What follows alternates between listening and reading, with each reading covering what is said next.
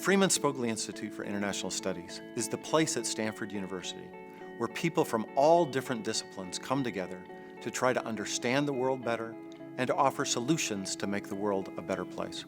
Our mission at a place like FSI is to truly take knowledge and scholarship into the real world. We have some of the great thinkers here. We also have some of the great doers. Truly what drives me is that, the idea that we can make a difference, and I think we can make a difference. I can tell you from my personal experience living in Russia as the ambassador, on many different issues that I faced, the issues of governance had to be brought into the equation if we were going to have an effective solution to the problem.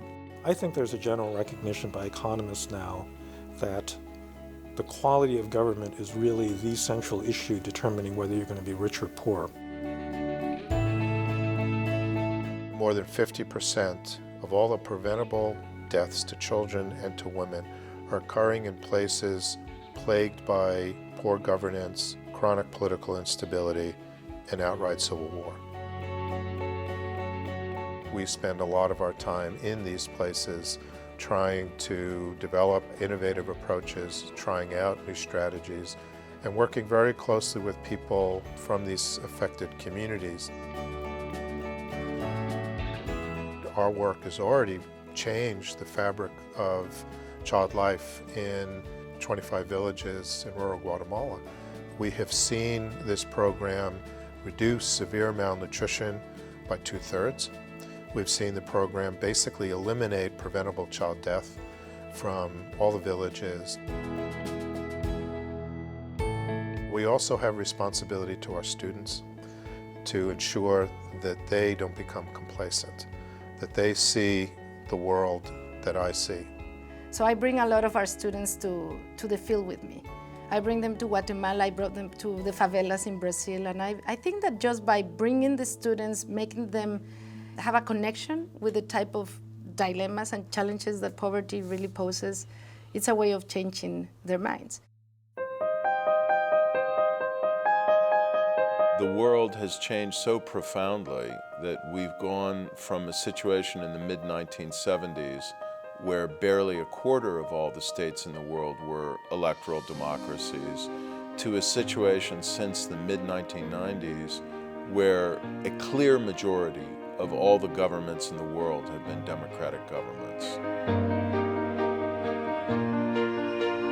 Democracy is a very fragile institutional arrangement.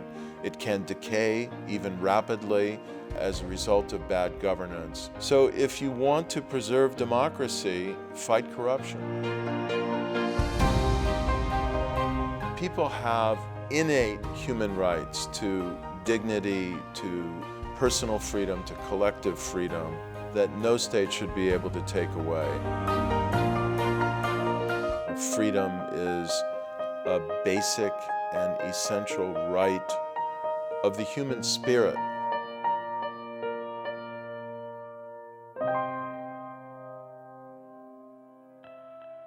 When I was working at the White House in particular, I saw my job as a translator to take the theoretical and the abstract, especially with issues of governance, and translate it into ways that policymakers could understand it for the choices they had to make.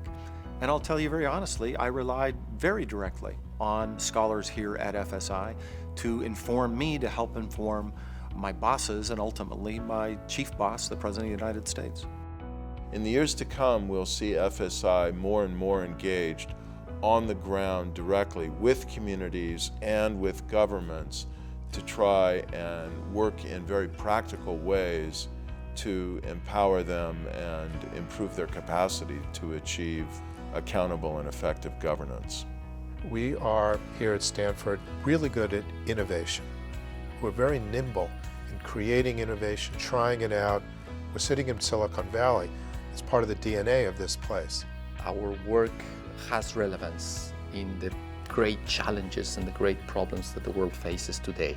So it's not just academic research that's of interest to other academics. It really is something that hopefully will make a difference out there in the world. It's naive to think we're going to use the old strategies to address these problems. And we're committed to creating new strategies that will actually work. and work on the ground in real situations that will save the lives of real people.